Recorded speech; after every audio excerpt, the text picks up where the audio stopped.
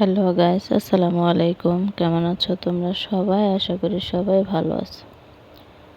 তো আজকে এখানে আমি আলুগুলো কেটে নিয়েছি, বরবটি কেটে নিয়েছি ছোট মাছ রান্না করার জন্য, মলা মাছ রান্না করার জন্য। এখানে আমি কাঁচামরিচ, পেঁয়াজ কুচি দিয়ে দিলাম, দিয়ে সব গুঁড়া মশলাগুলো দিয়ে নেব। জিরা বাটা দিয়ে দিলাম,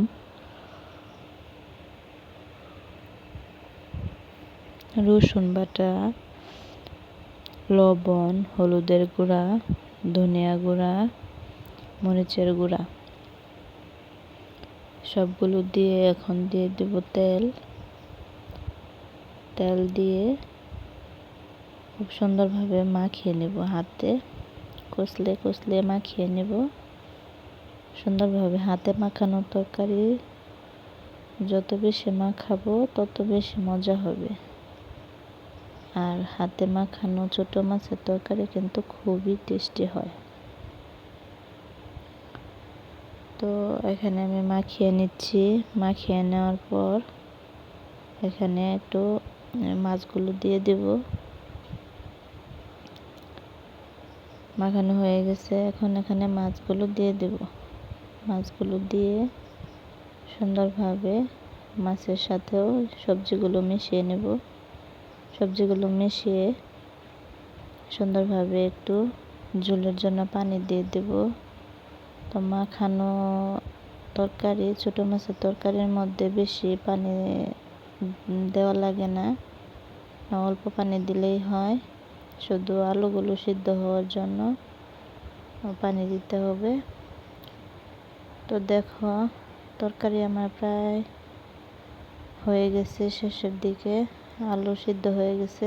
এখন একটু ঝোলগুলো কমার পালা। তো দেখো, তরকারি আমার হয়ে গেছে। তরকারির ফাইনাল লুক দেখো কতটা সুন্দর হয়েছে তরকারি।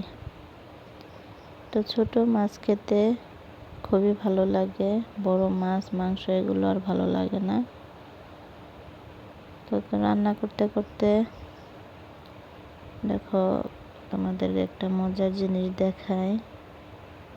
এই যে কাঁঠালটা দেখতে খুবই সুন্দর না? লাল, একটা আছে ফ্যাকাশে ফ্যাকাশে কালার, আর এটার একটু লাল লাল লাল কালার, বেশি লাল। তো কাঁঠালগুলো খাচ্ছি, ভাবলাম তোমাদেরকে সাথে শেয়ার করি। তারপর এখানে দেখো, এটা রাত্রের বেলা আম ছিলে নিলাম, মেয়েকে দিলাম, আমিও খাচ্ছি।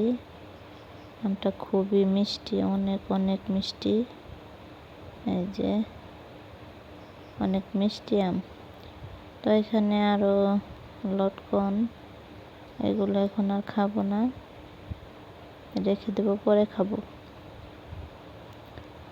তো আজকের মতো এই পর্যন্তই। আসসালামু আলাইকুম, আল্লাহ হাফেজ।